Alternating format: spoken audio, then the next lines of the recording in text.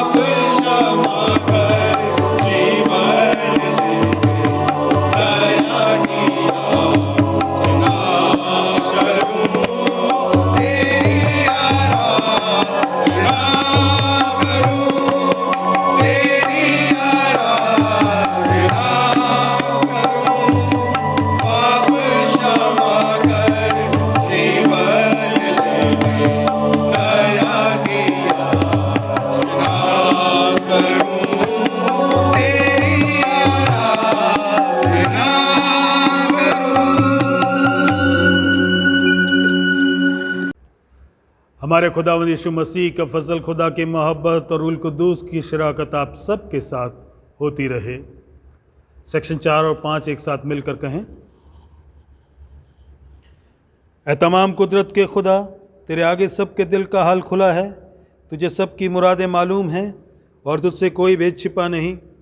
अपने पाक रूह के असर से हमारे दिल के ख्यालों को पाक कर, ताकि हम तुझसे कामिल मोहब्बत रखें और लायक तौर पर तेरे पाक नाम की बड़ाई करें, हमारे खुदावंद मसीह के वसीले से। आमीन। आलम बाला पर खुदा का जलाल और ज़मीन पर उसके लोगों में सुलह। खुदावंद खुदा आसमानी बादशाह, तमाम कुदरत के खुदा बाप, हम तेरी परस्तिश करते, तेरा शुक्र करते और तेरे जलाल के लिए तेरी हमद करते हैं। ऐ खुदावंद यीशु मसीह, बाप के इकलौते बेटे, ऐ खुदावंद खुदा के बर्रे, तो जहान का गुनाह उठा ले जाता है, हम पर रहम कर। तो बाप के दाहिने बैठा है, हमारी दुआ कबूल कर, क्योंकि ऐ यीशु मसीह तू ही कुद्दूस है, तू ही खुदावंद है, तू ही पाकरू के साथ खुदा बाप के जलाल में आला है। आमीन।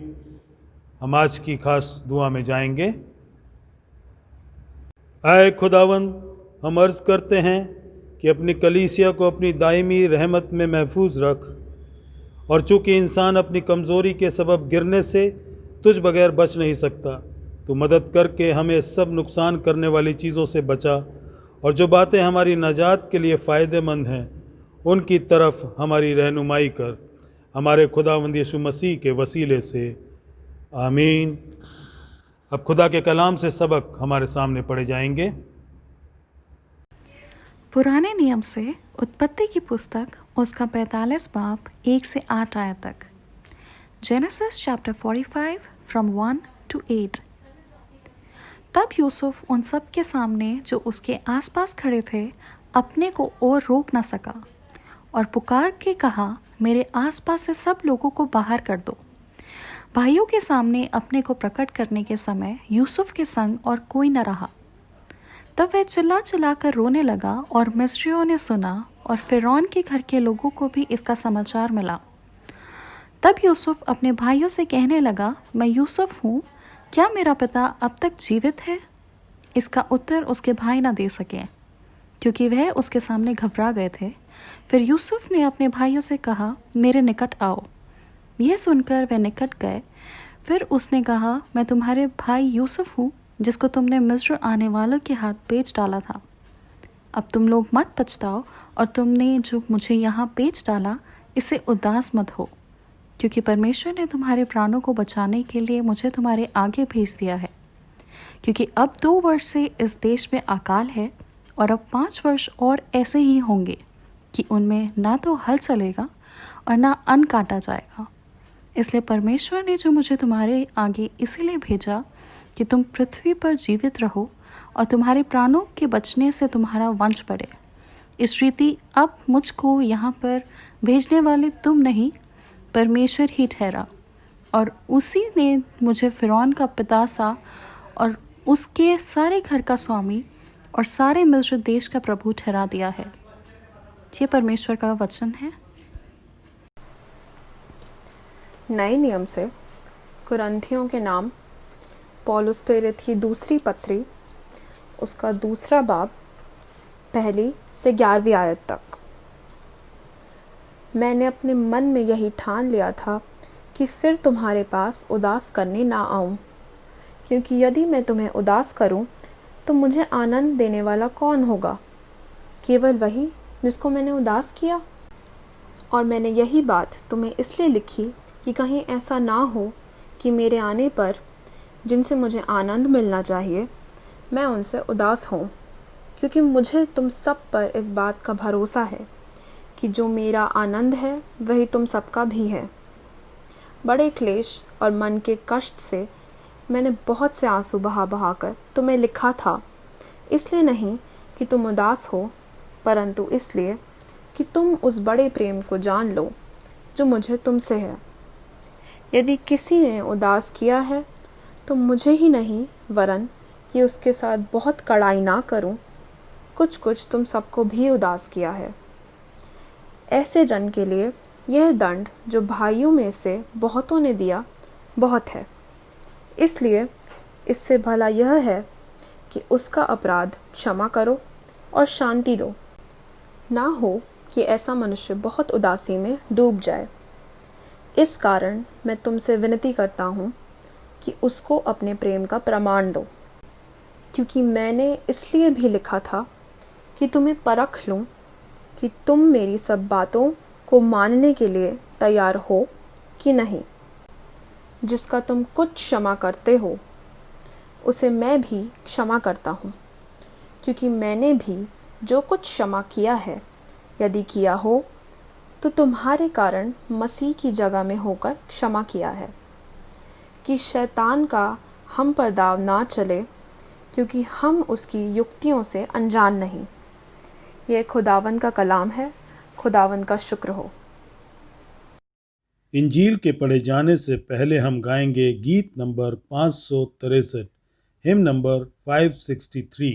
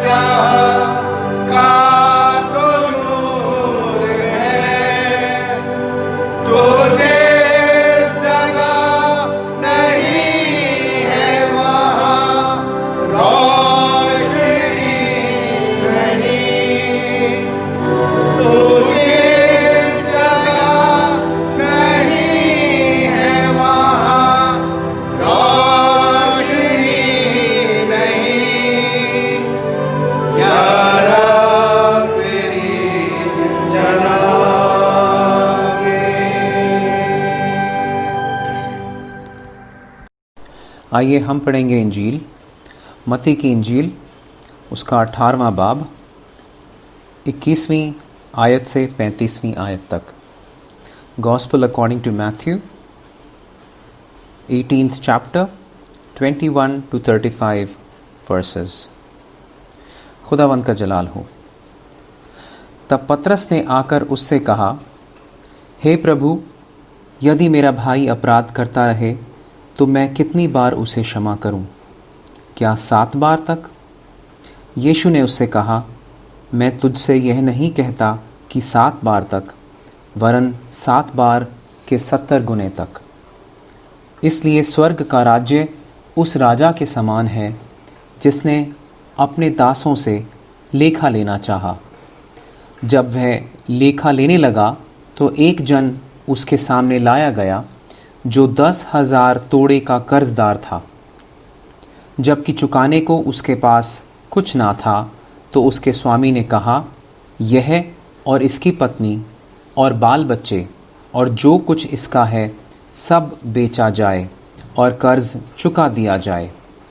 इस पर उस दास ने गिरकर उसे प्रणाम किया और कहा, हे स्वामी, धीरज धर, मैं सब कुछ भर दूंगा। तब उस दास के स्वामी ने तरस खाकर उसे छोड़ दिया और उसका कर्ज भी क्षमा कर दिया।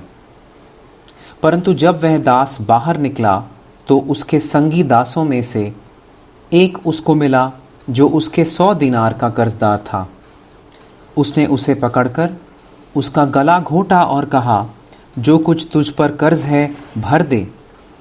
इस पर उसका संगी दास गिरकर उससे विनती करने लगा, धीरज धर, मैं सब भर दूंगा।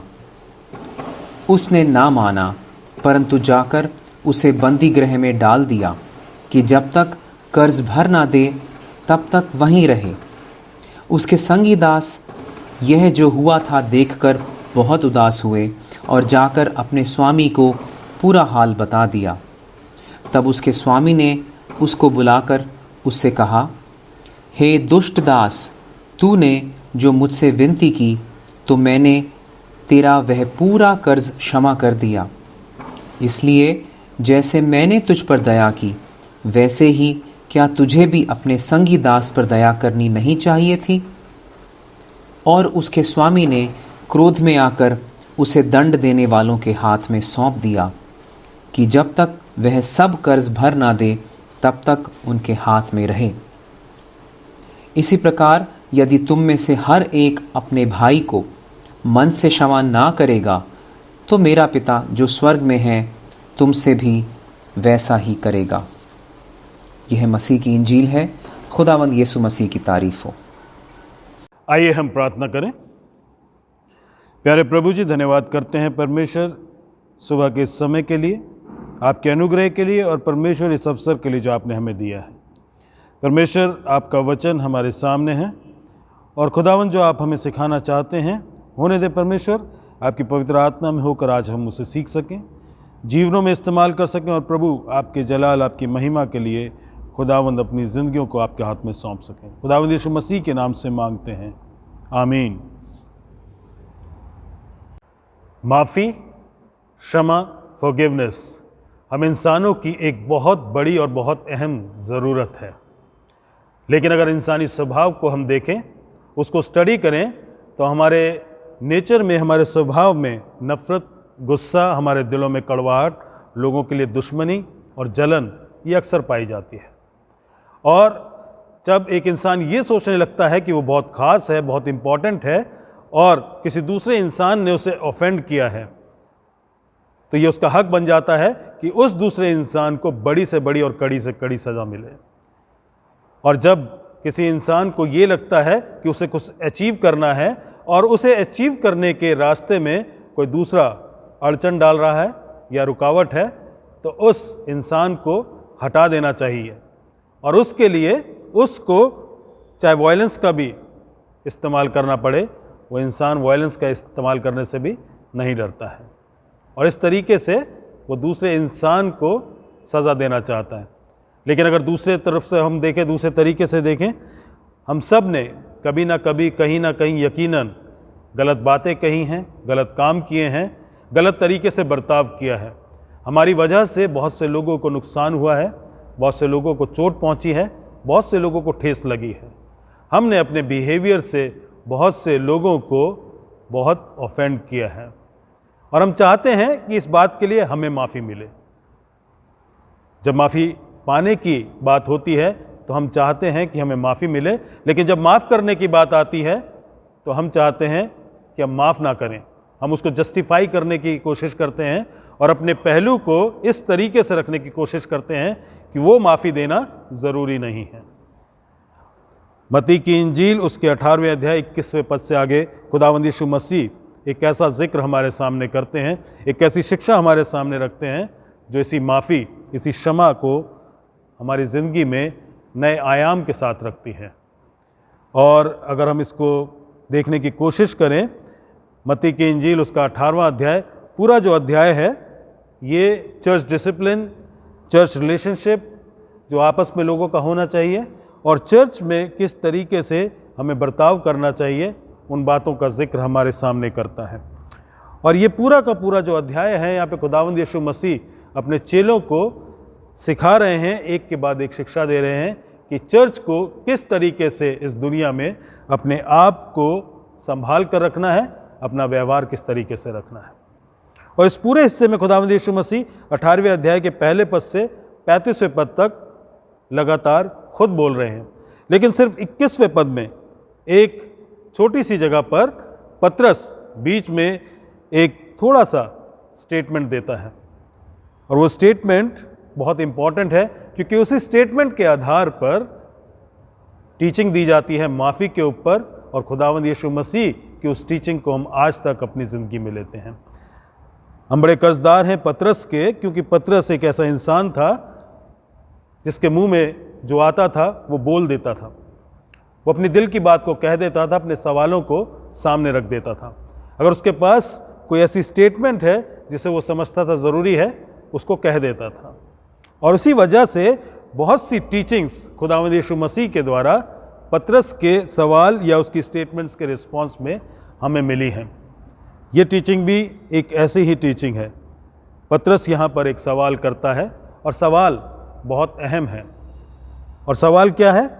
तब पतरस ने आकर उससे कहा, हे प्रभु, यदि मेरा भाई अपराध करता रहे तो मैं कितनी बार उसे क्षमा करूं? क्या 7 बार? पतरस एक सवाल करता है और जब पतरस ये सवाल कर रहा है तो थियोलॉजियंस या कमेंट्री लिखने वाले कहते हैं वो बड़ा जेनरस है। वो जेनरस क्यों है? क्योंकि पुराने नियम के समय में और जो रबैनिक टीचिंग थी, जो रबी लोग सिखाया करते थे, वो शिक्षा ये थी कि एक इंसान को ज़्यादा से ज़्यादा 3 बार तक माफ़ किया जा सकता है। रबी जोस बेन खनीना ये कहते हैं, अगर आपके पड़ोसी ने आपसे 3 बार माफ़ी मांग ली तो चौथी बार उसको माफ़ नहीं किया जाना चाहिए। रबी यहूदा ये कहते हैं कि 1 बार माफ़ कर दिया, 2 बार माफ़ कर दिया, तीसरी बार माफ़ कर दिया, लेकिन चौथी बार माफ़ी का रास्ता बंद हो जाता है। ये शिक्षाएं उस समय चल रही थी और इसका आधार ये था कि आमोस की किताब को अगर देखें, उस आमोस की किताब में आमोस जब लिख रहा है परमेश्वर की तरफ से, वो कहता है और परमेश्वर 7 नेशंस के ऊपर अपने जजमेंट, अपने न्याय की बात को करते हैं, तो वो उन 7 नेशन का नाम लेके बार बार कहते हैं, मैं उनके 3 वरन 4 अपराधों के कारण उनका दंड ना छोड़ूंगा। मतलब 3 अपराध तक सही है, लेकिन चौथे अपराध के कारण मैं उनका दंड नहीं छोड़ूंगा। और ये टीचिंग थी जिसको रब्बी लोगों ने, गुरु लोगों ने ले लिया था और उसको सिखाते थे। और वो कहते थे 3 बार तक परमेश्वर माफ़ करता है, अगर हम 4 बार तक माफ़ करने की कोशिश करते हैं तो क्या हम परमेश्वर से भी बड़े हैं? इसलिए वो इस शिक्षा को मानकर चलते थे कि 3 बार तक माफ़ किया जाना चाहिए। और यहाँ पर जब पतरस इस बात को कहता है क्या 7 बार तक, तो ये कहना मांग रहा है, शायद ये दिखाना मांग रहा है प्रभु यीशु मसीह को मैं कितना जेनरस हूँ। शायद खुदावंद यीशु मसीह को इम्प्रेस करने की कोशिश कर रहा है और वो ये कह रहा है कितनी बार तक माफ़ करूँ। शायद अपने खुद के दिमाग में वो इस बात को जानता था कि वो सही मायनों में माफ़ करना नहीं चाहता, लेकिन एक सवाल उसने खुदावंद यीशु मसीह के सामने रखा।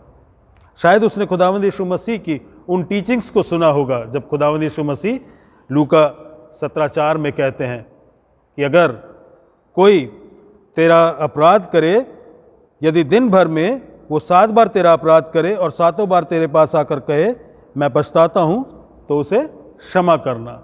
खुदावंद यीशु मसीह ये शिक्षा देते रहे थे। शायद उसने इस शिक्षा को सुना होगा और उस पर उसने ये सवाल किया, कितनी बार तक माफ़ करूँ। और जब इस माफ़ी की बात कर रहे हैं, खुदावंद यीशु मसीह उसे कुछ सिखाना मांग रहे हैं, सब चेलों को सिखाना मांग रहे हैं, क्योंकि जो नंबर 7 है वो कंप्लीटनेस, मुकम्मल, पूरा होने का एक सिंबल है। खुदावंद यीशु मसीह ये कह रहे हैं जो माफ़ी है वो मुकम्मल होनी चाहिए। The forgiveness has to be complete in all sense. और खुदावंद यीशु मसीह जब पतरस को रिस्पॉन्ड करते हैं, जब वो पूछता है कितनी बार तक माफ़ करूं, तो खुदावंद यीशु मसीह उससे कहते हैं, यीशु ने उससे कहा मैं तुझसे ये नहीं कहता कि 7 बार, वरन 7 के 70 गुने तक। खुदावंद यीशु मसीह ने उस शिक्षा को और बेहतर तरीके से उसके सामने रखा। प्रभु यीशु मसीह उससे कह रहे थे, it is not a matter of mathematics, it is matter of heart. ये दिल का और रूह का मामला है। जब माफ़ी करनी होती है तो वो दिल और रूह से निकलती है, उसका हिसाब किताब नहीं रखा जाता। अगर पहला कुरिन्थियों उसके 13वें अध्याय को देखें, जहाँ पर प्रेम की बात आती है, तो वहाँ पर अगर उसका एसेंस निकालें तो उसका भी एसेंस, उसका निचोड़ ये है कि प्रेम हिसाब किताब नहीं रखता कि दूसरे ने कितनी गलतियाँ की हैं। इसीलिए खुदावंद यीशु मसीह उसके सवाल के जवाब में कहते हैं 7 नहीं बल्कि 7 के 70 बार। इसका ये मतलब नहीं है कि जब 490 बार हो जाए तो उसके बाद माफ़ करना छोड़ दिया जाए। खुदावंद यीशु मसीह ये कह रहे थे, कौन हिसाब रखेगा इतनी दूर तक। इसका मतलब ये है कि माफ़ी देने की कोई लिमिट नहीं है। और जब पतरस ने यह सवाल खुदावंद यीशु मसीह से किया था, कितनी बार तक माफ़ करूं, एक तरीके से वो ये कहना मांगा था, when I should stop forgiving, मैं माफ़ करना कब छोड़ दूं। या इसको और गहरे तरीके से देखें, क्योंकि खुदावंद यीशु मसीह प्रेम और प्यार को सिखा रहे थे बार बार अपनी शिक्षाओं में। पतरस ये कह रहा था, when should I stop loving, मैं प्यार करना कब छोड़ दूं। और खुदावंद यीशु मसीह उसके जवाब में कहते हैं, माफ़ करने की कोई लिमिट नहीं है, प्यार करने की कोई लिमिट नहीं है। अगर तुम प्यार करते हो तो तुम माफ़ भी करोगे। पतरस के सवाल में एक और खामी, एक और कमी थी, क्योंकि उसका सवाल था, यदि मेरा भाई अपराध करता रहे तो मैं उसे कितनी बार तक माफ़ करूं। उसने ये सोच लिया था कि अपराध सिर्फ उसके विरुद्ध में होगा, लेकिन उसने इस बात को समझने की कोशिश नहीं की कि वो खुद भी अपने भाई के विरुद्ध में अपराध कर सकता है। उसने अपने आप को पहले से ही शायद सही समझने का एक काम शुरू कर दिया था। और अगर ये देखें कि ये माफ़ी लोगों की आपस में एक दूसरे के साथ क्यों ज़रूरी है, क्योंकि पुराने नियम के समय में जो योम किप्पूर का दिन था, डे ऑफ अटोनमेंट या कफ़ारे का दिन, जिस दिन इंसान के गुनाहों के बदले महायाजक बलि चढ़ाया करता था और उसके गुनाह माफ़ किए जाते थे। कहा जाता था पुराने नियम के समय में, एक और रेबेनिक टीचिंग ये थी कि जो अपराध डे ऑफ अटोनमेंट योम किप्पूर के दिन माफ़ किया जाता है वो इंसान का परमेश्वर के विरुद्ध में है। लेकिन जो पाप एक इंसान दूसरे इंसान के विरुद्ध में करता है, योम किप्पूर या कफ़ारे का दिन या कफ़ारे का वो बलिदान उसको कवर नहीं करता। इसलिए ज़रूरी है कि इंसान से माफ़ी मांगे और दूसरा इंसान उस इंसान को माफ़ करे। इसलिए ये बहुत ज़रूरी हो जाता था कि आपस में इंसान एक दूसरे को माफ़ करें। खुदावंद यीशु मसीह जो माफ़ी के बारे में अपनी यहाँ पर शिक्षा दे रहे हैं, बड़ी यूनिक है और अपने आप में एक नए तरीके से इंट्रोड्यूस की जा रही है। क्योंकि अगर पुराने नियम में जाएं, ख़ास तौर से व्यवस्था में, या हम जाएं 10 आज्ञाओं में, कहीं पर भी स्पष्ट तरीके से, डायरेक्ट तरीके से माफ़ी के बारे में शिक्षा नहीं दी गई है। पुराने नियम में हम देख सकते हैं कि कुछ इवेंट्स हमारे सामने आते हैं जहाँ पर लोग एक दूसरे को माफ़ करते हैं।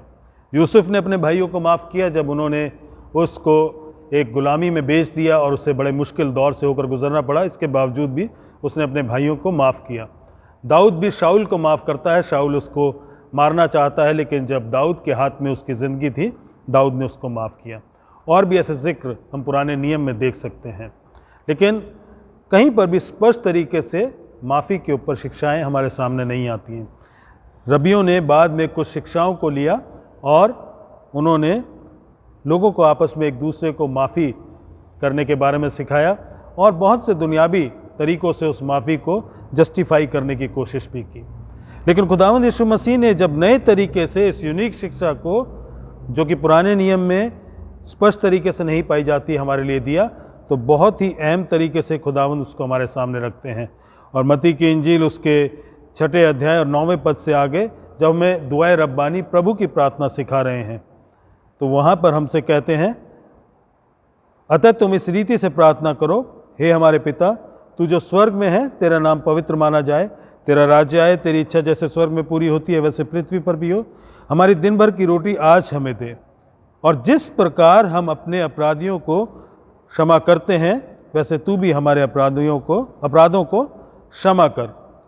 हमें परीक्षा में ना ला, परंतु बुराई से बचा, क्योंकि राज्य, पराक्रम और महिमा सदा तेरे ही हैं, आमीन। और उसके बाद 14वें पद में खुदावंद यीशु मसीह कहते हैं, इसलिए यदि तुम मनुष्य के अपराध क्षमा करोगे तो तुम्हारा स्वर्गीय पिता भी तुम्हें क्षमा करेगा, और यदि तुम मनुष्यों के अपराध क्षमा ना करोगे तो तुम्हारा पिता भी तुम्हारे अपराध क्षमा ना करेगा। इस दुआए रब्बानी में, इस लॉर्ड्स प्रेयर में, जिसे हम बहुत ख़ास मानते हैं, जिसमें हम अपने खुदावंद की बहुत सारी बड़ी शिक्षाओं को देखते हैं, यहाँ पर खुदावंद यीशु मसीह बहुत सी पेटिशंस में से सिर्फ एक पेटिशन को एम्फेसाइज कर रहे हैं, उस पर जोर दे रहे हैं, वो है माफ़ी के ऊपर। बाकी पेटिशंस को खुदावंद यीशु मसीह ज़्यादा एम्फेसिस यहाँ पर नहीं दे रहे हैं, लेकिन 14वें पद में वो कहते हैं कि तुम अगर अपने अपराधियों को, मनुष्यों के अपराधों को क्षमा करोगे तो तुम्हारे अपराध क्षमा किए जाएंगे, अन्यथा परमेश्वर भी तुम्हारे अपराध क्षमा नहीं करेगा। अजीज़ों, इसलिए मुझे और आपको ये समझना ज़रूरी है कि उस दुआए रब्बानी में भी खुदावंद यीशु मसीह उस माफ़ी के ऊपर कितना ज़ोर दे रहे हैं कि हमें किस तरीके से लोगों को माफ़ करना है। मेरी ज़िंदगी में माफ़ी कैसे आएगी, परमेश्वर की क्षमा मुझे कैसे मिलेगी, वो इस बात पर निर्भर करती है कि मैं लोगों को किस तरीके से माफ़ करता हूँ। अगर मैं माफ़ नहीं करूँगा तो मेरे गुनाह माफ़ नहीं किए जाएंगे। अजीज़ों, ये जो लोगों को अपने अपराधियों को माफ़ करने की बात है, ये हमारे लिए कोई ऑप्शन नहीं है, ये कोई सजेशन भी नहीं है, ये एक कमांडमेंट है, एक आज्ञा है, ये एक रिक्वायरमेंट है जिसे हमने पूरा करना है। चाहे आप कितना भी जस्टिफाई करने की कोशिश करें, but we have to obey this commandment that has been given to us by Lord Jesus Christ. हमें इस आज्ञा को मानना है, इसे पूरा करना है। यकीनन ये आज्ञा मानना आसान नहीं है, इसीलिए हमें इस आज्ञा को पूरा करने के लिए परमेश्वर की सहायता की ज़रूरत है। जब चेलों को खुदावंद यीशु मसीह ने कहा लूका 17:4 में कि अगर तेरा भाई दिन में 7 बार तेरे खिलाफ अपराध करे तो उसे 7 बार माफ़ कर। चेलों ने कहा 5वें पद में, प्रभु हमारे विश्वास को बढ़ा। वो समझ गए थे ये उनके बस की बात नहीं है, उन्हें परमेश्वर के अनुग्रह, परमेश्वर के रहम और परमेश्वर की उस सामर्थ्य की ज़रूरत है जिसमें होकर वो ये काम कर सकते हैं। अपनी सामर्थ्य में वो ये काम नहीं कर सकते, इसलिए उन्होंने परमेश्वर से अपने हौसले को बढ़ाने की बात करी, अपने विश्वास को बढ़ाने की बात करी। एक ख़ास चीज़ जो मेरे और आपके जानने के लिए ज़रूरी है कि जब माफ़ी की बात की जा रही है तो माफ़ी कौन सी है, वो कैसी होनी चाहिए, ये हमें समझना निहायती ज़रूरी हो जाता है। और जब बात करते हैं माफ़ी की, तो माफ़ी मुकम्मल होनी चाहिए। It has to be complete in all respect. हमें इस बात को जानना है कि जब हम माफ़ी चाहते हैं तो हम चाहते हैं कि पूरे तरीके से माफ़ किया जाए, इसीलिए हमें माफ़ भी पूरे तरीके से करना है। बड़ा अच्छा लगता है जब भजन का लिखने वाला कहता है, वो मेरे सारे अपराधों को क्षमा करता है, ऑल माई सिंस, किसी भी अपराध को रख नहीं छोड़ता। बड़ा अच्छा लगता है कि हम ये जान लेते हैं कि परमेश्वर चूजी नहीं है कि वो इस अपराध को तो माफ़ करता है, दूसरे अपराध को माफ़ नहीं कर रहा। हमारा परमेश्वर हमारे सारे अपराधों को माफ़ करता है, और जिसने हमारे सारे अपराधों को माफ़ कर दिया है उसमें होकर हम आनंद मना सकते हैं।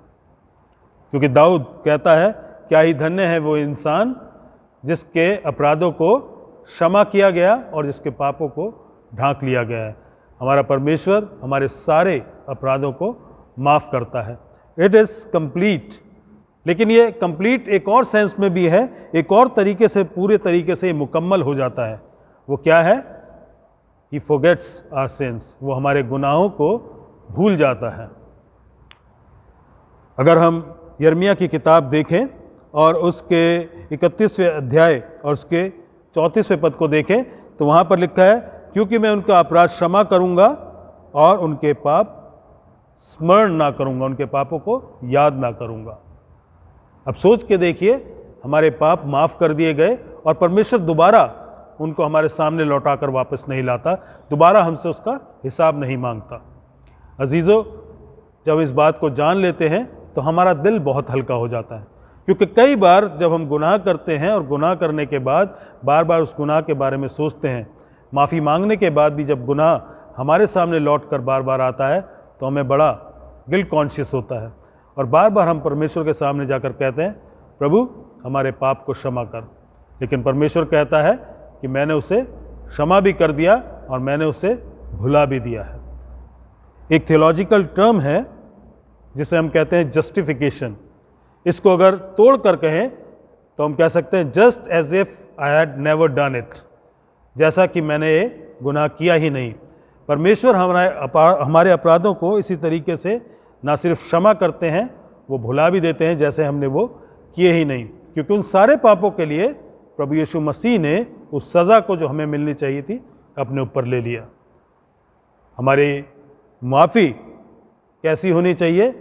वो पूरी, मुकम्मल, कामिल, कंप्लीट होनी चाहिए। जब हम माफ़ी देते हैं तब भी, जब हम माफ़ी चाहते हैं तब भी। क्योंकि हम परमेश्वर से पूरी माफ़ी चाहते हैं तो मेरे और आपके लिए भी बहुत ज़रूरी है कि हम पूरे तरीके से माफ़ भी करें। हम चूज़ी नहीं हो सकते कि हम इस अपराध को माफ़ करेंगे, दूसरे अपराध को माफ़ नहीं करेंगे। क्योंकि परमेश्वर भी चूज़ एंड पिक नहीं करता है, वो भी सारे अपराधों को माफ़ करता है और उन्हें भुला भी देता है। और प्रभु यीशु मसीह इस क्षमा की शिक्षा को हमारे सामने और भी बेहतर तरीके से रखने के लिए एक बड़ा ही विविड, ड्रामेटिक और बड़ा ही ग्राफिक उदाहरण हमारे सामने रखते हैं। जिक्र करते हैं एक ऐसे इंसान का जिसके ऊपर 10,000 तोड़ों का कर्जा है और उस इंसान के पास चुकाने के लिए कुछ नहीं है। और अगर इस पूरे पैराबल को देखें जो खुदावंद यीशु मसीह हमारे सामने रखते हैं, वो इस तरीके से है कि ये जो इंसान था अपने मालिक से चोरी कर रहा था। क्योंकि यहाँ पर जिक्र आता, जब उसने अपने दासों से लेखा लेना चाहा, जब उसने ऑडिट किया, उस ऑडिट में ये चीज़ सामने आई कि एक इंसान है जो उसका कर्जदार बन चुका है। और कर्जा कितना है? 10,000 तोड़े का। ये अमाउंट छोटा नहीं था। स्कॉलर्स इस बात को बताते हैं कि ये एक तोड़ा 20 साल की कमाई के बराबर था। अब आप 10,000 को इससे मल्टीप्लाई करके देख सकते हैं कि 10,000 तोड़े कितने ज़्यादा थे, वो अमाउंट कितना ज़्यादा था। उस समय पूरे पैलेस्टाइन का एक साल का जो टैक्स आता था वो 800 तोड़े आया करता था, 800 टैलेंट्स। गलील का पूरे साल का 300 टैलेंट टैक्स आया करता था। अब ये समझ सकते हैं कि ये इंसान कितने लंबे अरसे से, कितने ज़्यादा बड़े तौर पर इस चोरी को कर रहा था, इस पैसे को, इस धन को अपने लिए इकट्ठा कर रहा था। और जब वो पकड़ा गया तो उसे इस बात की शर्म नहीं थी कि वो कर्जदार है, उसने चोरी की है। उसे इस बात की शर्म थी कि शायद वो पकड़ा गया है, और इसलिए वो मोहलत मांगता है कि मुझे वक्त दे ताकि मैं चुका सकूं। अब इतना बड़ा अमाउंट वो चुका नहीं सकता था, उसका केस बिल्कुल होपलेस था, कोई उम्मीद नहीं थी कि वो चुका सकता। और जब उसने दुहाई दी तो उसके स्वामी ने, उस राजा ने उसका सारा कर्जा माफ़ कर दिया। और उसको कोई सज़ा भी नहीं दी, ना तो उसको बेचा, ना उसके बीवी, ना उसके बच्चों को, कि जो कि उस समय का नियम था और उस राजा का हक था। उसने उसको पूरे तरीके से माफ़ कर दिया। इसको बहुत बड़ी माफ़ी मिली। आप इमेजिन कर सकते हैं इतना बड़ा अमाउंट आज के दिन में अगर हम देखें, अगर हम ये कहें कि उसके पास लगभग 1500 करोड़ का कर्जा था, वो माफ़ कर दिया गया, जिसे वो चुका ही नहीं सकता था। और उसके बाद जब वो वहाँ से निकलता है, वो एक और इंसान से मिलता है जो इसका कर्जदार है, और उसके ऊपर कितना कर्जा है यहाँ पर लिखा है, 100 दिनार का। 100 दिनारी बड़ा छोटा सा अमाउंट था, शायद दोनों पॉकेट्स में आराम से रखा जा सकता होगा, इतना सा अमाउंट था। या ये कह सकते हैं कि 15 या 20 हज़ार रुपये का अमाउंट रहा होगा, सिर्फ इतना सा अमाउंट था। और जब उसने दुहाई दी कि मेरा कर्जा, मैं तुझे कर्जा चुका दूंगा, मुझे थोड़ी मोहलत दे, इस पहले इंसान ने, जो पहले खुद कर्जदार था, जिसका कर्जा माफ़ किया गया था, उसने उस दूसरे इंसान का कर्जा माफ़ नहीं किया। लीगली इसके पास राइट था कि वो उससे वसूल कर सके, उसको जेल में डलवा सके, लेकिन मॉरली इसके पास ये राइट नहीं था कि वो इस इंसान के साथ ऐसा बिहेव करता। लेकिन उसके बावजूद उसने किया। उसका कर्जा जो कि बहुत बड़ा था, बहुत एनॉर्मस था, बहुत ह्यूज था, वो माफ़ किया गया। लेकिन इस इंसान का कर्जा जो बहुत छोटा था, उसने इसके कर्जे को माफ़ नहीं किया। इसके बाद खुदावंद जिक्र करते हैं, उन्होंने इस इंसान से कहा, you want to live by justice, you will live by justice. और जो माफ़ किया गया था, उस माफ़ी को उसके ऊपर से हटा दिया गया और उसको जेल में डाल दिया गया। इसकी पहली स्टेज में ही वॉज ए क्रेडिटर, दूसरी स्टेज में हम देखते हैं ही वॉज ए डेटर, वो कर्जा देने वाला था। पहले स्टेज पे वो कर्जा लेने वाला था, दूसरी स्टेज पे उसने कर्जा दिया हुआ था, और तीसरी स्टेज पे हम देखते हैं ही बिकम्स ए प्रिजनर। और वो रिजल्ट क्यों आता है? क्योंकि उसने उस अपने साथी का कर्जा माफ़ नहीं किया था। होना क्या चाहिए था? उसे खुशी खुशी उस कर्जे को माफ़ कर देना चाहिए था, क्योंकि उसका बहुत बड़ा कर्जा माफ़ किया गया था। खुदावंद यीशु मसीह हमें ये समझाना मांग रहे हैं, हम जो इंसान हैं, अगर अपने सारे गुनाहों को देखें, उसे समझने की कोशिश करें, तो शायद ये पिक्चर छोटी पड़ जाएगी, क्योंकि हमारे गुनाह इतने ज़्यादा, इतने बड़े, इतने घिनौने, इतने गहरे, इतने काले हैं कि वो माफ़ नहीं किए जाने चाहिए। हम कुछ भी नहीं कर सकते कि हमारे ऊपर से वो दाग, वो गुनाह, वो धब्बे हट सकें। लेकिन खुदावंद यीशु मसीह कह रहे हैं कि हमारे परमेश्वर पिता ने प्रभु यीशु मसीह में होकर उसके लहू के ज़रिए हमारे सारे गुनाहों को माफ़ कर दिया, हमारे सारे कर्जे को कैंसिल कर दिया। और जब हम इस बात को समझ लें, तो हम उन इंसानों से जिन्होंने हमारे विरुद्ध बहुत छोटे छोटे गुनाह किए हैं, उनको क्यों नहीं माफ़ कर सकते? और हम किस बात पर नाराज़ हो जाते हैं, किस बात पर गुस्सा हो जाते हैं कि उसने मेरे फेसबुक के गुड मॉर्निंग का रिप्लाई नहीं किया, या मेरे फेसबुक पे उसने मेरे पोस्ट पर लाइक नहीं किया, मेरे व्हाट्सएप का जवाब नहीं दिया। हम गुस्सा हो जाते हैं और अपने रिलेशनशिप को बहुत ख़राब कर लेते हैं। खुदावंद यीशु मसीह हमें ये बताना मांग रहे हैं, इन छोटी ट्रेवल चीज़ों में हमें नहीं पड़ना है, हमें अपने साथियों का गुनाह माफ़ करना है। कई बार हम ये कहते हैं कि गुनाह बहुत बड़ा है, यकीनन कई गुनाह ऐसे हैं जिन्हें माफ़ किया जाना आसान नहीं होता। बहुत से गुनाह ऐसे हैं जिनके बारे में हम कोशिश करके भी उन्हें माफ़ नहीं कर पाते हैं। इंसानी समझ से अगर हम देखें तो मुमकिन भी नहीं है, फिर क्या करें? इसीलिए खुदावंद यीशु मसीह के चेलों ने जो कहा, मती लूका 17 उसके 5वें पद में, प्रभु हमारे विश्वास को बढ़ा, प्रभु हमारी सहायता कर, प्रभु अपने पवित्र आत्मा के द्वारा हमें ये समझ ताकत बख्श कि हम गुनाहों को माफ़ कर सकें। हमारे बस का नहीं है, हम नहीं कर सकते, लेकिन परमेश्वर की पवित्र आत्मा हमें होकर हम इस काम को कर सकते हैं। और वो इसलिए ज़रूरी है कि इसका असर हमारे ऊपर पड़ता है, दिमागी तौर से हमारे ऊपर इसका असर पड़ता है। कैसे असर पड़ता है? जब हम कोई गुनाह करते हैं और उस गुनाह को अपनी ज़िंदगी में बार बार सोचते हैं, तो हमें गिल्ट कॉन्शियस होता है और हमें लगता है कि हमें सज़ा मिलनी चाहिए। और कई बार वो चीज़ हमें डिप्रेशन की तरफ लेकर जाती है। एक न्यूरोसिस एक ऐसा टर्म है, मेंटल स्टेज जो बहुत माइल्ड होती है, जिसमें हम बहुत सी बातों को सोचते हैं और नेगेटिव तरीके से अपनी ज़िंदगी में उन बातों को पर सोच कर अपने आप को डिप्रेशन या गिल्ट कॉन्शियस की तरफ लगातार लेकर जाते रहते हैं। जब वैसा होता है तो हम बड़े मायूस, बड़े निराश अपने आप को पाते हैं और बहुत नेगेटिविटी हमारी ज़िंदगी में आती है। और हमारे लिए माफ़ किया जाना इसलिए ज़रूरी है कि हम उस नेगेटिविटी से बाहर आ सकें, उस डिप्रेशन से बाहर आ सकें। उसी के साथ साथ ना सिर्फ हमारा माफ़ किया जाना ज़रूरी है, हमें दूसरों को माफ़ करना भी ज़रूरी है, क्योंकि साइकोलॉजिस्ट आपको इस बात को बता सकते हैं कि बहुत से केसेस में कई बार कोई दिमागी परेशानी के साथ जब उनके पास जाता है और उसको जब एनालाइज करते हैं, स्टडी करते हैं, उसके ऊपर जब वो रिसर्च करते हैं, जब इंसान के पास्ट में जाते हैं, उससे पूछते हैं कि तेरे साथ पास्ट में क्या क्या हुआ, तो वो बता सकते हैं कि उनके साथ बहुत बुरा हुआ, बहुत गलत हुआ, बहुत चीज़ें ऐसी हुई जो उन्हें इस स्टेज में लेकर आई। लोगों ने उनके साथ बहुत बुरा बर्ताव किया, उन्हें बहुत ऑफेंड किया और उनको बहुत ज़्यादा किसी तरीके से दिमागी या जिस्मानी तरीके से नुकसान पहुंचाया गया, टॉर्चर किया गया। तब साइकोलॉजिस्ट जनरली उनको उस एक्सपीरियंस को रिलिव करने की सलाह देते हैं कि एक बार फिर से उस ज़िंदगी को, उस एक्सपीरियंस को उन्हें जिया जाए, ताकि अपने ख्यालों में, अपनी थॉट्स में एक बार फिर से उस प्रोसेस से होकर निकल सकें।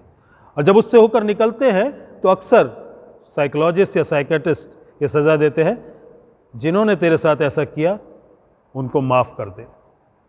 और जो पेशेंट्स अक्सर उन लोगों को उन वजहों से जिसकी वजह से वो इस परिस्थिति में आए हैं माफ़ करते हैं, तो वो अपनी ज़िंदगी में एक बार फिर से वापस लौट कर आ सकते हैं। वो फिर से अपनी ज़िंदगी को एंजॉय करना शुरू करते हैं। अजीज़ों, ज़रूरी है कि ना मैं सिर्फ माफ़ किया जाऊं, बल्कि मैं माफ़ भी करूं, क्योंकि दिमागी तरीके से, मानसिक तरीके से ये मुझ पर असर डालता है। It is in my well being that I forgive.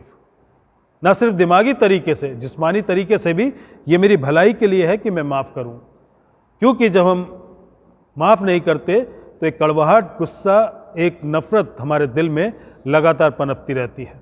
और जब वो पनपती रहती है, बढ़ती रहती है, तो हम गुस्से में बहुत सी चीज़ों को कर जाते हैं और उसका असर हमारे पूरे जिस्म के ऊपर पड़ता है। हमारा ब्लड प्रेशर, कई बार हार्ट अटैक और बहुत सी ऐसी चीज़ें हैं जो हमारे जिस्म के साथ जुड़ी होती है, वो हमें नुकसान पहुंचाती है। स्किन की बहुत सी एलर्जीज़ के लिए इसको ज़िम्मेदार ठहराया गया है। जब हम गुस्से में होते हैं, जब हम लोगों के खिलाफ कड़वाहट को अपने दिलों में पालते हैं। रूहानी तरीके से भी ये बहुत ज़रूरी है कि हम माफ़ करें, ना सिर्फ दिमागी तरीके से, ना सिर्फ जिस्मानी तरीके से, बल्कि रूहानी तरीके से भी ज़रूरी है कि हम माफ़ करें। क्योंकि अगर मैं माफ़ नहीं करूँगा तो उसका रिज़ल्ट क्या होगा? 18वें अध्याय के 35वें पद में मत्ती की इंजील में कहता है कि अगर मैं माफ़ नहीं करूँगा तो मेरा पिता भी मेरे गुनाहों को माफ़ नहीं करेगा, और उसका रिज़ल्ट क्या होगा? मेरा डेस्टिनेशन, मेरी मंजिल नर्क होगी। और मुझे ये इंश्योर करना है by all means that I don't end up in hell, मैं नर्क में ना जाऊं, बल्कि परमेश्वर के पिता के पास रहूं, प्रभु यीशु मसीह की संगति में रहूं और पवित्र आत्मा के साथ मिलकर परमेश्वर की महिमा कर सकूं। अजीज़ों, इसके लिए ज़रूरी है कि हम माफ़ करें ताकि हम भी माफ़ किए जाएं, क्योंकि मेरी माफ़ी इस बात पर निर्भर करती है कि मैं अपने गुनाहगारों को, अपने अपराधियों को कैसे माफ़ करता हूँ। एक सवाल कई बार आता है कि क्या जब मैं माफ़ करता हूँ तो अपने आप को दोबारा एक्सपोज नहीं कर देता हूँ उसी एब्यूज़ के लिए, उसी बुरे बर्ताव के लिए, उसी बुरी तरीके से ऑफेंड किए जाने के लिए? अजीज़ों, अगर इस इंसिडेंट को, इस एग्ज़ाम्पल को अगर हम ध्यान से देखें तो यहाँ पर जिस इंसान का कर्ज़ा माफ़ कर दिया गया, 10,000 तोड़े का बहुत बड़ा कर्ज़ा था, लेकिन अगर वो इंसान माफ़ करने के बाद दोबारा गुनाह करेगा तो क्या मतलब होगा कि इस इंसान को दोबारा कर्ज़ा दिया गया है। कोई भी समझदार इंसान दोबारा ऐसे इंसान को कर्ज़ा नहीं देगा जो वापस नहीं कर सकता। अगर आपने माफ़ कर दिया, कितना भी मुश्किल क्यों ना हो, आपको माफ़ करना है, लेकिन जब माफ़ कर दिया और उस गुनाह को भूल भी गए, उसके बाद आप अपने आप को उस इंसान से डिटैच कर सकते हैं, अलग कर सकते हैं। क्योंकि ये बड़े रेयर केस में है कि हमें ऐसा करना चाहिए, लेकिन अगर कोई एक ऐसा इंसान है जिसने ऐसा गुनाह किया है जो मेरे लिए, मेरी ज़िंदगी के लिए, मेरे रिलेशनशिप्स के लिए बहुत ख़तरनाक है, तो मैं उसे माफ़ तो कर दूं, लेकिन उस माफ़ी के बाद शायद मुझे उससे वो रिश्ता नहीं रखना चाहिए। हम कह सकते हैं I am done with you, मेरा तुम्हारे साथ ख़त्म हो चुका है। लेकिन माफ़ी देना ज़रूरी है, क्योंकि वो मेरे बेनिफिट के लिए है। क्योंकि जो माफ़ नहीं करता वो सिर्फ रिलेशनशिप को डिस्ट्रक्शन में नहीं लाता है, वो सेल्फ डिस्ट्रक्टिव भी हो जाता है, वो अपने आप को भी नुकसान पहुंचाता है। इसलिए मुझे माफ़ करना है उस सेल्फ डिस्ट्रक्शन से बचने के लिए जो इस ज़िंदगी में है, और मुझे माफ़ करना है उस सेल्फ डिस्ट्रक्शन से बचने के लिए जो मुझे अनंत काल में परमेश्वर से जुदा करता है। अजीज़ों, मुझे माफ़ करना है और बड़े सोच समझ कर माफ़ करना है कि ये ज़रूरी है, एक रिक्वायरमेंट है। मुझे माफ़ करना है ये जानते हुए कि ये परमेश्वर की आज्ञा है। मुझे माफ़ करना ये जानते हुए कि परमेश्वर ने मुझसे प्रेम किया, इसलिए उसने मुझे माफ़ किया, और वही परमेश्वर चाहता है कि मैं भी माफ़ करूं। मुझे माफ़ करना है इसलिए क्योंकि जब मैं माफ़ करता हूं तो परमेश्वर के साथ मेरा रिश्ता और गहरा और मजबूत होता है। जब मैं माफ़ करता हूं तो इंसानों के साथ मेरा रिश्ता मजबूत होता है। कुछ केसेस में शायद मुझे इस रिश्ते को डिटैच करना पड़े, लेकिन माफ़ी देना उसके बावजूद भी मेरे लिए ज़रूरी है, क्योंकि परमेश्वर की आज्ञा है। मुझे माफ़ करना है और उस माफ़ी को बड़े संजीदा तरीके से इस बात को जाहिर करना है। अगर मैं माफ़ नहीं कर पाऊँगा तो परमेश्वर से माफ़ी कैसे मांगूँगा? अजीज़ों, बहुत मुश्किल है, नामुमकिन नहीं है, क्योंकि ये परमेश्वर में, उसकी पवित्र आत्मा में होकर मुमकिन हो सकता है। इंसानी तरीके से हम हाथ खड़े कर सकते हैं, लेकिन परमेश्वर की पवित्र आत्मा में होकर हम हाथ बढ़ाकर माफ़ भी कर सकते हैं। अजीज़ों, हमें अपने आप को परमेश्वर के अनुग्रह में सौंपना है कि हम माफ़ कर सकें, क्योंकि हमारा परमेश्वर माफ़ करने वाला परमेश्वर है। वो चाहता है कि हम भी माफ़ करें और परमेश्वर की महिमा को इस तरीके से भी पूरा करें। परमेश्वर इन वचनों के द्वारा हम सबको आशीषित करें। आइए हम प्रार्थना करें। हमारे प्रभु, हमारे पिता, हमारे परमेश्वर, धन्यवाद करते हैं आपके प्रेम के लिए, अनुग्रह के लिए, दया के लिए, आपकी मुआफ़ी के लिए, आपकी क्षमा के लिए। धन्यवाद करते हैं कि परमेश्वर आपने हमारे सब अपराधों को क्षमा किया है, और प्रभु आपने हमारे सब अपराधों को क्षमा करके उन्हें भुला भी दिया है। और आप चाहते हैं कि प्रभु हम आपके उस माफ़ी के जो तोहफे को आपसे पा चुके हैं उसे दूसरे लोगों के साथ भी बांटें, ताकि परमेश्वर हमारा रिश्ता आपके साथ और अपने आसपास के लोगों के साथ बेहतर हो सके। और प्रभु, जहाँ पर हम अपने आप को माफ़ करने में असमर्थ पाते हैं, आप हमारी सहायता करें, अनुग्रह करें, और परमेश्वर हमें इस काम के लिए तैयार भी करें कि हम माफ़ कर सकें। प्रभु, हम अपने आप को, तमाम लोगों को आपके हाथों में सौंपते हुए इस प्रार्थना को प्रभु यीशु क्रिस्त के नाम में मांगते हैं। आमीन।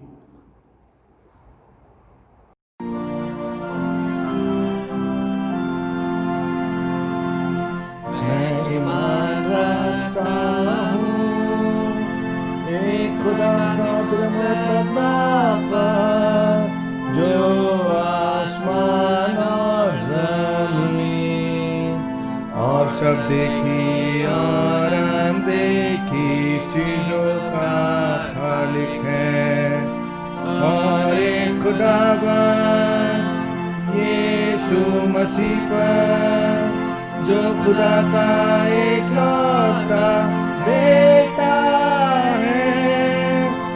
लालों से पेशतर, अपने बाप से मौलूद, खुदा से खुदा, नूर से नूर, हकीकी खुदा से हकीकी खुदा, मसनू नहीं बल्कि मौलूद, उसका और बाप का एक ही जौहर है। उसके वसीले से कुल चीजें बनी, वो हमारियों के लिए और हमारी नाजात के वास्ते आसमान पर से उतर आया और रूह कुदूस की कुदरत से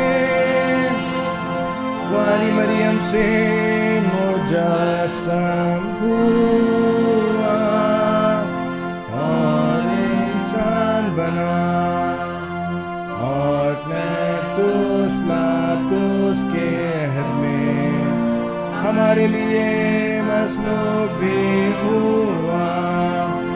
उसने दुख उठाया और दफन हुआ और तीसरे दिन पाक नवेश्तों की बामुझे जी उठा और आसमान पर चढ़ गया और बाप के दाहिने बैठा है। वो जलाल के साथ जिंदों और मुर्दों की अदालत के लिए फिर आएगा। उसके सल्तनत खत्म ना होगी और मैं ईमान रखता हूँ रूह कुदूस पर जो खुदावंद और दिन की बख्शने वाला है। वो बाप और बेटे से सादेर है, उसकी बाप और बेटे के साथ प्रस्तिश व ताज़ीम होती है। वो नबियों की ज़बानी बोला, मैं एक कैथलिक रसूल कलीसिया पर ईमान रखता हूँ। मैं एक बपतिस्मे का जो गुनाहों की माफ़ी के लिए है इकरार करता हूँ और मुर्दों की क़यामत और आइंदा जहान का इंतज़ार करता हूँ। आमीन।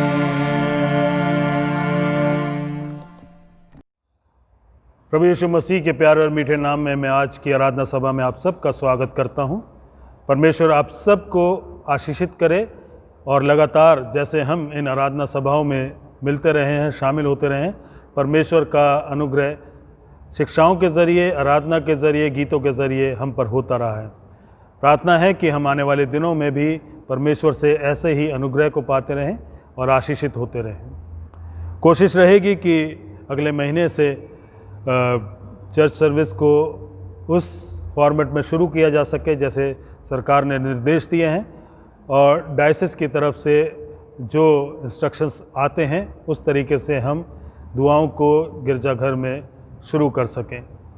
इस बात पर निर्भर करता है कि उस समय क्या निर्देश होंगे और अगले महीने से हम चाहेंगे कि हम गिरजाघर में मिल सकें, क्योंकि हम पूरी सर्विसेज को पूरे तरीके से गिरजाघर में अभी नहीं कर पाएंगे क्योंकि रेस्ट्रिक्शंस और जो नियम हैं अभी बहुत ज़्यादा हैं।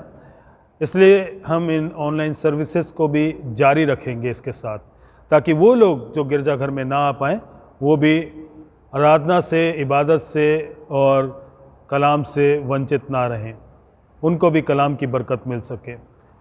हम पास्टर कमेटी की मीटिंग करके उसके बाद क्या फॉर्मेट होगा और किस तरीके से इन दुआओं को किया जाएगा आपको इत्तला देंगे।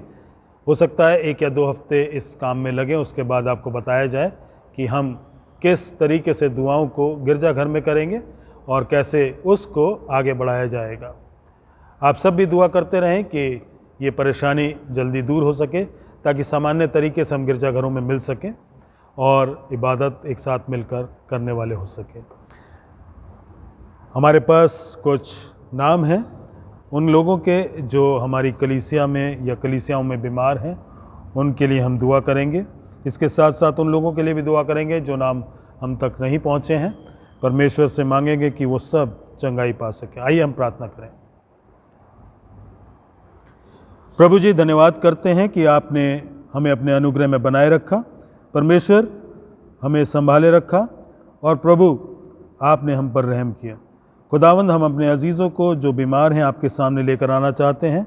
Mrs Veena James, Surendra John, Sunil Kanwar, Veena Lee, Treesa Johnson, Shobha Das, Nargis Johnson, Vinita Lazar, Dolly, Pradeep Sharma, Arun Wilson, Joseph Thomson, Rohini, Anita Paul, Kusum Paul, Rajkumari Rose, Jessica, Sheela Daniel, Alexander Daniel, Promila, John, William Walker, Shaolin और वो सब भी खुदावंद जिनके नाम हमारे पास नहीं हैं। आप उन सब को खुदावंद अपने अनुग्रह में बनाए रखें, अपने शिफा भरे हाथों से छुएं और प्रभु अपनी चंगाई को उनके जिस्मों में काम करने दें। मन, शरीर और आत्मा से पूरे तरीके से उन्हें स्वस्थ रखें और परमेश्वर अपनी महिमा के लिए आने वाले दिनों में इस्तेमाल करें। हमें अलग अलग समय पर बहुत से ऐसे लोगों के बारे में पता लगता है जो हमारी कलीसियाओं में कोविड से, कोरोना से ग्रसित हैं। परमेश्वर आपसे मांगते हैं कि आप उनके साथ हों। बहुत से केसेस ऐसे हैं जिनमें सिम्टम्स नहीं हैं, लेकिन बहुत से केसेस ऐसे हैं जिनमें परेशानियां दिखाई देती हैं। प्रभु, आप उन सब पर अपनी शिफा का हाथ बनाए रखें, इस बीमारी से न जाते। उन्हें दे प्रभु कि आपके अनुग्रह में होकर सब लोग चंगाई पाएँ और आपकी महिमा को करने वाले हो सके, आपके नाम की गवाही देने वाले हो सके। खुदावंद, सब डॉक्टर्स को, सब मेडिकल स्टाफ को और उन लोगों को जो इनकी देखरेख करते हैं, तीमारदारी करते हैं, सबको आपके हाथों में सौंपते हैं। खुदावंद, अपनी चंगाई का हाथ जब आप इन लोगों पर रखते हैं, आपसे मांगते हैं परमेश्वर कि ये लोग उसको महसूस कर सकें और उसके रिस्पॉन्स में परमेश्वर आपके नाम को सच्चा जलाल दे सके। खुदावंद, यीशु मसीह के नाम से मांगते हैं, आमीन। आइए हम सब इंसानों के लिए दुआ करें और अपनी दुआओं को खुदावंद यीशु मसीह की दानी सिफारिश के साथ पेश करें। आए आसमानी बाप, हम तुझसे दुआ करते हैं कि सारे जहान में इंसाफ और सुलह कायम हो और हर इंसान बहुतायत से ज़िंदगी पाए। आए रहीम खुदावंद, हमारी दुआ सुन। उन सब के लिए जो इस शहर में बसते हैं और उन तमाम बातों को दूर करने के लिए भी जो एक दूसरे में फूट और झगड़े पैदा करती हैं, ताकि हमारे मुल्क में सच्ची एकता और मेल मिलाप की तरक्की हो। आए रहीम खुदावन, हमारी दुआ सुन। उन सब के लिए जो खेती बाड़ी, उद्योग धंधे या व्यापार में लगे हुए हैं, सब मज़दूरों और कारीगरों के लिए और उन सारे लोगों के लिए भी जो हमारी ज़रूरतों को पूरा करते हैं।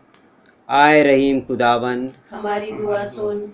तमाम उस्तादों, पढ़ने वालों, साइंसदानों, लेखकों, हुनरमंदों और उन सब के लिए भी जो दूसरे लोगों के दिलो दिमाग पर असर डालते हैं।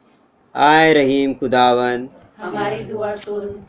उन सब के लिए जो दुख या तकलीफ़ उठा रहे हैं, बेरोज़गार हैं, गरीब और भूखे हैं, मुहताज या कुचले हुए हैं, जो बीमार या मरने के करीब है। ख़ास तौर से हम प्रार्थना करते हैं कोरोना वायरस के लिए कि खुदावन इस बीमारी को जल्द से जल्द ख़त्म करे और सब स्वस्थ हो जाएं और खुदावन को धन्यवाद देने वाले हो सकें। और उन सब के लिए भी जो उनकी मदद करते हैं। आए रहीम खुदावन, हमारी दुआ सुन।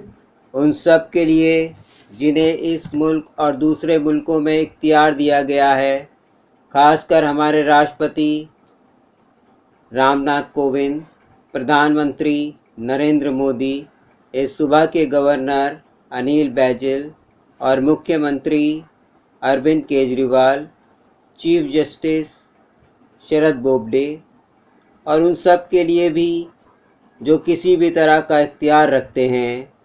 आए रहीम खुदावन, हमारी दुआ सुन। सब मसीही लोगों की एकता और मेल मिलाप के लिए और दुनिया में उनके मुनासिब तौर से गवाही देने और खिदमत करने के लिए।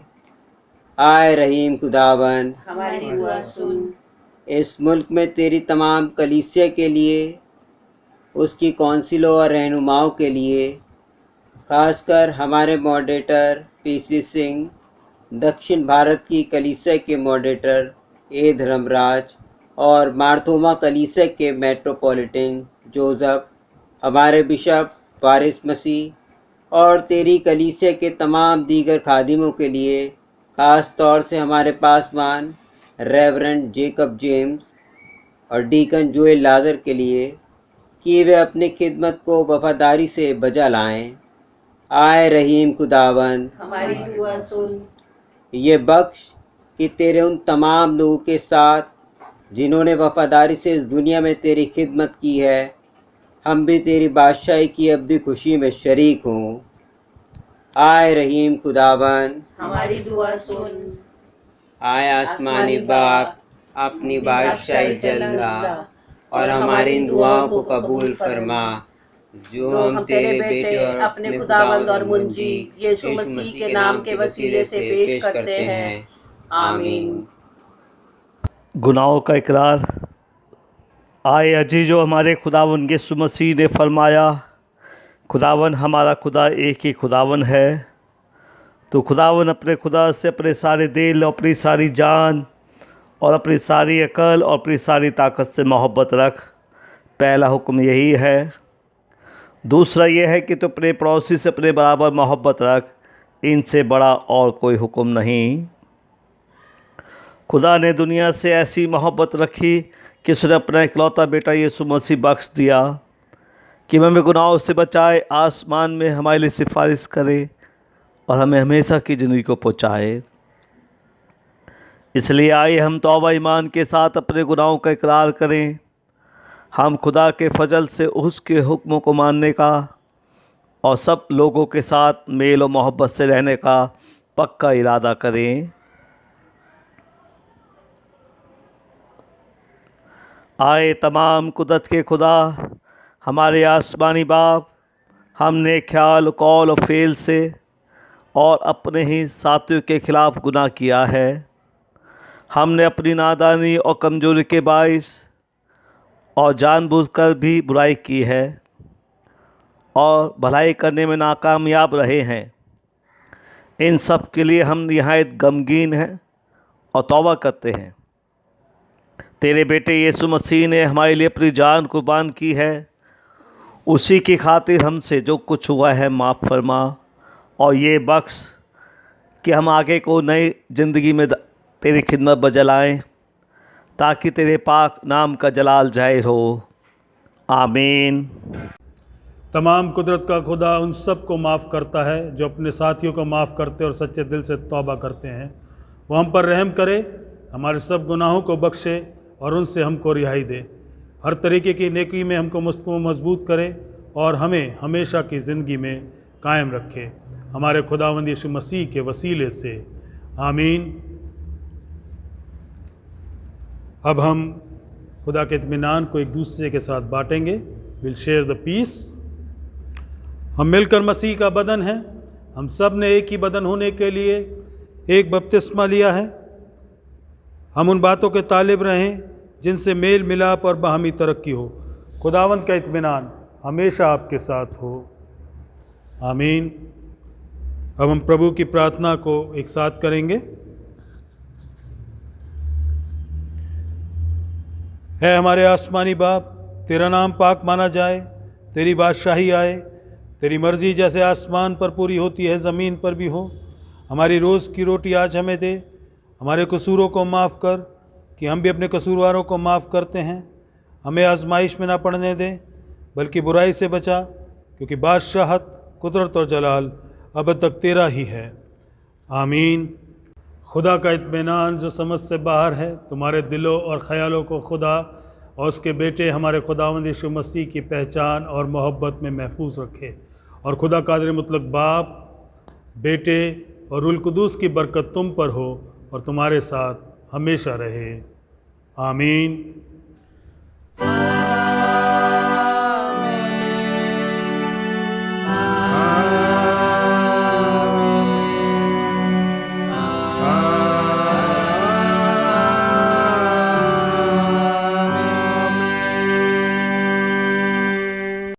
इबादत के आखिर में हम गाएंगे आत्मिक गीत माला से गीत नंबर 311।